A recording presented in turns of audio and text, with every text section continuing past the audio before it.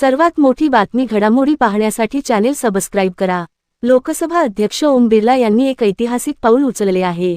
जगातील 64हून अधिक देशांच्या संसदेसोबत थेट संवाद साधण्यासाठी संसदीय मैत्री गट स्थापन करण्यात आले आहेत। या उपक्रमाचे सर्वात मोठे वैशिष्ट्य म्हणजे पक्षीय मतभेद बाजूला सारून यात सत्ताधारी भाजपसह काँग्रेस, राष्ट्रवादी, शिवसेना आणि तृणमूल काँग्रेसच्या दिग्गज नेत्यांकडे विविध देशांचे नेतृत्व सोपवण्यात आले आहे। पारंपरिक परराष्ट्र धोरणाच्या जोडीला संसदीय मुत्सद्देगिरी भक्कम करणे हा यामागचा मुख्य उद्देश आहे। या गटांच्या माध्यमातून भारतीय खासदार इतर देशांच्या लोकप्रतिनिधींशी थेट संवाद साधतील।